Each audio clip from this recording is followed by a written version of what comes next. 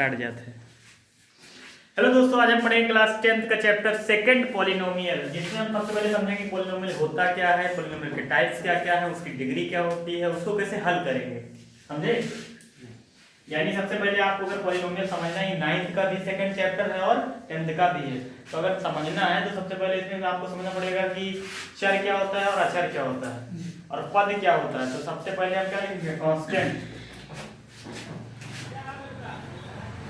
ये होता है हमारा वेरिएबल, इंग्लिश में कहेंगे वेरिएबल और हिंदी में कहेंगे हम चर। चर का मतलब ऐसी राशि या ऐसी क्वांटिटी जिसका मान क्या हो, फिक्स ना हो, बदलता रहता हो। जैसे मान लो कहीं पे आपने निकाला कि x की वैल्यू 2 आ गई और कहीं पे 3 आ गई, तो वो x बराबर है। लेकिन अगर आप वही जगह अगर हम कांस्टेंट की बात करें तो आपकी जेब में अगर 1 रुपया है, अगर इनके जेब में रुपया है, तो एक ही रहेगा, चाहे वो प्रधानमंत्री की जेब में हो रुपया, उसकी वैल्यू एक ही रहेगी। यानी कहीं पर भी हो जिसका मान क्या हो, चेंज होता रहे, उसको क्या कहेंगे, चर, और जिसका फिक्स रहे उसको क्या कहेंगे, अचर। समझे? ये हमारा चर है, ये होता अचर, ये होता कांस्टेंट। कांस्टेंट माने अचर। अचर का मतलब ऐसे समझना, चर का मतलब जो चलने वाला हो, अचर का मतलब जो ना चल सके, यानी जिसका मान फिक्स हो वो क्या है, कांस्टेंट। जिसका फिक्स ना हो, चलता रहता है, उसको क्या है, वो है चर। जैसे अगर हम इंग्लिश में जितने भी अल्फाबेट हैं ए टू लेके जेड तक, ये सारे क्या हैं, चर। जैसे एक्स वाई जेड हो गया, ठीक है, पी क्यू आर हो गया, और एल एम एन, ये सारे हो गए। यानी हमने पहले तो लिख दिया है ए टू जेड, लेकिन अगर इसमें देखेंगे तो एक्स वाई जेड ज्यादा मानते नहीं मानते, कहीं एक्स मान लिया, कहीं वाई मान लिया, कहीं एल मान लिया, कहीं जेड मान लिया। समझे? तो जिसका मान, इसका मान कभी 2 आएगा, कभी 3 आएगा, कभी 4 आएगा, तो यानी इसका मान फिक्स नहीं, इसलिए हमने इसको कह दिया क्या है, वेरिएबल कांस्टेंट। ठीक है। अचर का मतलब होता है जो भी कोई नंबर होंगे, नंबर का मतलब जैसे प्लस का, माइनस का, या कोई भी नंबर, उसका मान फिक्स ही रहता है। अगर मान लो 10 रुपया आपके पास किसी को देना है, नहीं कर्जे में हो, तो 10 ही रहेगा।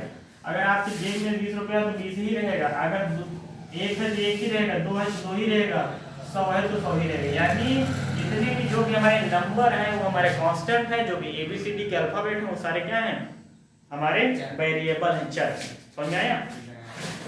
अब देखना है यहाँ पे, अब कांस्टेंट और वेरिएबल समझने के बाद हम इससे समझेंगे टर्म क्या होता है, पद क्या होता है। हम नीचे लिखेंगे पद। पद इसको कहते हैं इंग्लिश में टर्म।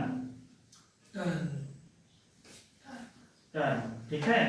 टर्म का मतलब है कि पद माने एक, अगर कोई भी अलजेब्रिक एक्सटेंशन है उसमें जो भी अलग अलग क्वांटिटी दे रखी हो तो उसको पद कहते हैं। जैसे पद केवल एक भी हो सकता है, 2, ये भी एक पद है, x ये भी एक पद है, x स्क्वायर ये भी एक पद है, x y z ये भी एक पद है। यानी वेरिएबल या कांस्टेंट से मिलके पद बनते हैं। या वेरिएबल को गुणा कर दो या वेरिएबल से कांस्टेंट को भाग कर दो, यानी 2/x हो सकता है, x/5 हो सकता है। यानी ये खाली वेरिएबल हो सकता है, खाली कांस्टेंट हो सकता है, खाली वेरिएबल हो सकता है, खाली वेरिएबल। जहां कांस्टेंट को वेरिएबल से भाग करें, ये भी एक पद है, ये भी एक पद है। यानी पद का मतलब क्या है, या तो कांस्टेंट अकेला होगा, या तो चर अकेला होगा, या फिर अचर अकेला होगा, या फिर ये दोनों गुणा या भाग में होंगे। यहाँ पे देखो ये गुणा में नहीं है, ये 2x, ये गुणा में हो गया, ये भाग में हुआ, और ये अकेला है और ये अकेला है। समझे? पद का मतलब क्या है, जहां पर कांस्टेंट या वेरिएबल मल्टीप्लाई या डिवाइडिंग से क्या होते हैं, बनने होते हैं, उसको हम क्या कहते हैं, टर्म कहते हैं। या फिर वो अकेले हो या फिर उसमें मल्टीप्लाई या डिवाइड का साइन लगा। अब इसको आप समझिए, सबसे पहले क्या, चर का मान जिसका मान बदलता रहे, अचर का मान जिसका मान फिक्स हो, और टर्म का मतलब चर और अचर से दोनों से मिलके बन सकते हैं या फिर अकेले अकेले हो सकते हैं। अब हम पढ़ेंगे बीजीय व्यंजक,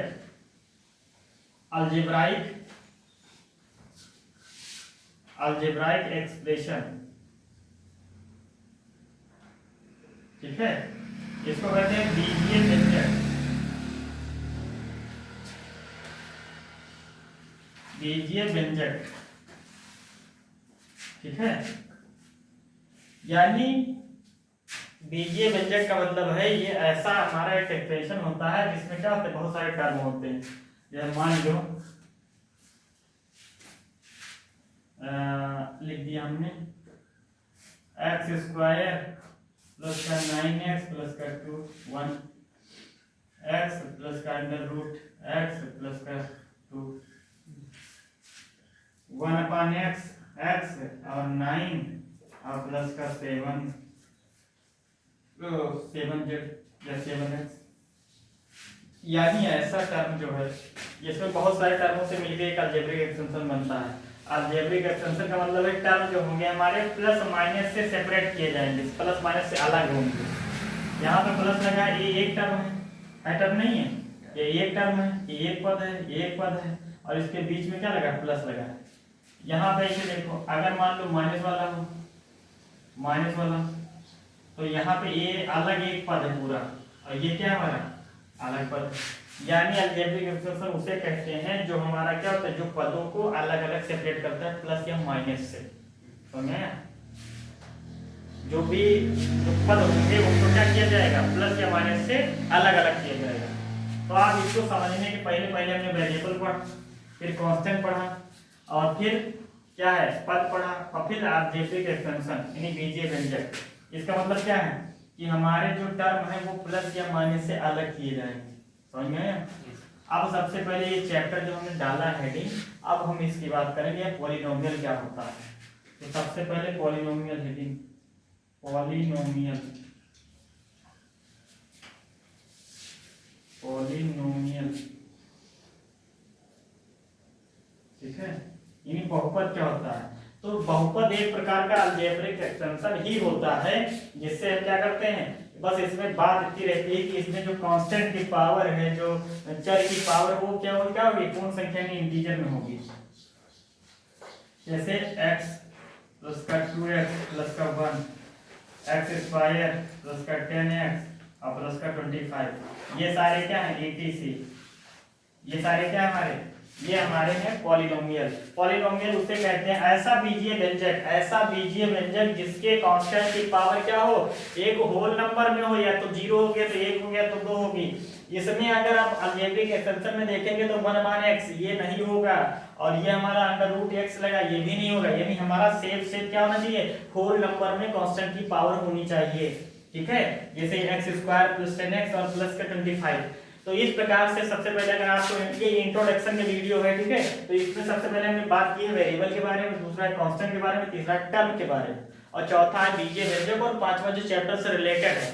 अब इसमें बहुत सारी चीजें हैं, तो ये शॉर्ट वीडियो में बना के आपको समझाने का प्रयास कर रहे हैं कि पॉलिनोमियल होता क्या है। पॉलिनोमियल ऐसा बीजीय व्यंजक है जिसमें क्या होता है, कांस्टेंट या वेरिएबल की पावर, वेरिएबल की पावर या चर की पावर जो होती है क्या, होल नंबर में होती है, यानी 1 2 3 4 में होती है, ठीक है।